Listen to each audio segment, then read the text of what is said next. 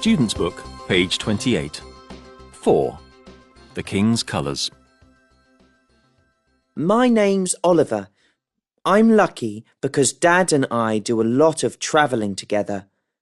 I heard this story on the radio last year. I really liked it. Many thousands of years ago, in a country where the weather was always hot and dry, there was an important but sad king. The king was sad because there weren't many colours in his country. The sands and grasses everywhere were yellow, the skies were always blue, and the rocks and stones were all grey.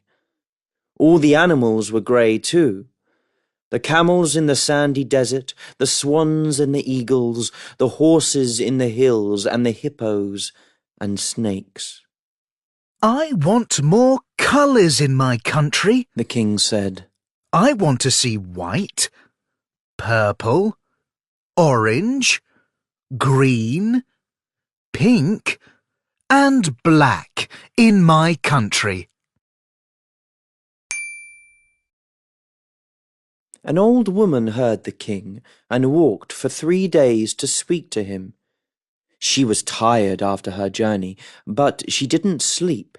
She sat down on a large rock, looked at the king and said, "Don't be sad.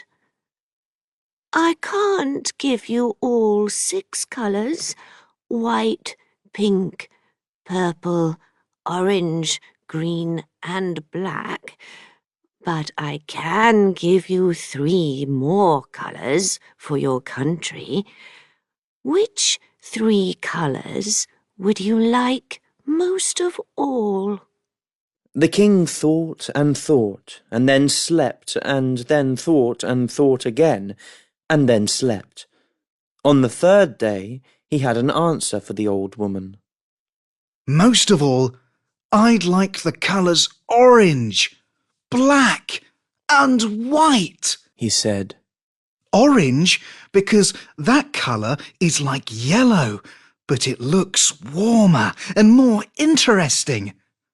Orange in my country could make me happy again.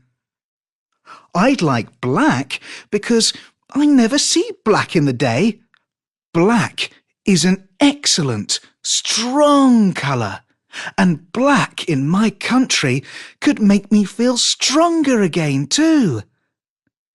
I'd like white because white is the colour of the light from the moon, and I know that white in my country could make my heart sing. These 3 colours could make me the happiest king in the world. The woman looked at the king kindly, and, a minute later, a butterfly flew onto his shoulder. Its wings were a lovely orange colour. The king smiled. "Amazing!" he said. After another minute, a big black beetle climbed out from under a rock.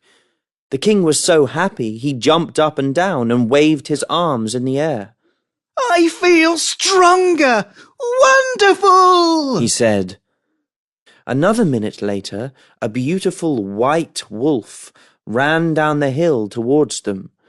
When the king saw the white wolf, his heart began to sing. "Excellent!" he said. But this wasn't enough for the king. "Please, old woman, make one of the animals in my country orange, black, and white," he said. The old woman said, "That wish is more difficult, but climb your highest hill and find an orange fruit, 5 black beans, and some white bread. Bring these to me. Go now. I have some hard work to do."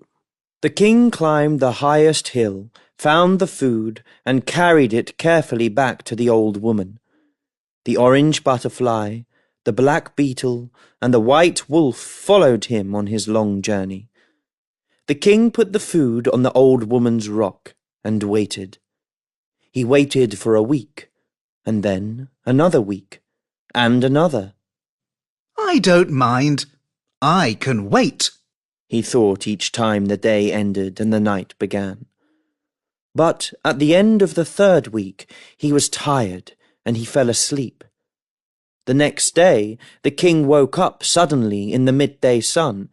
He looked at the rock. The orange fruit, the black beans, and the white bread weren't there. Then something touched his back. Old woman, He whispered. is that you? But it wasn't the old woman. An enormous tiger, an amazing, wonderful, excellent tiger was standing behind him.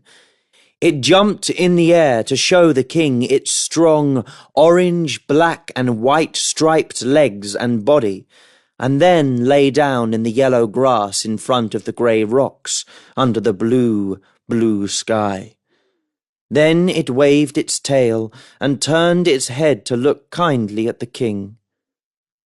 Wow! The king said. Now I can smile my biggest smile. Now my legs, arms and back feel strong and straight. And now my heart is singing loudly again. The king often went to wait by the old woman's rock. She never came back, but red, purple and green colours slowly began to appear in his country as well. Red birds flew above large red strawberries that grew between the grey rocks. Purple snakes slept between purple sweet potato plants that grew strong and tall from under the yellow grasses. Green frogs jumped between the pink flowers, and green pea plants grew high in the blue sky and waved their leaves in the wind. Soon, the country was a much more colourful place for the king to smile, walk, and sing in.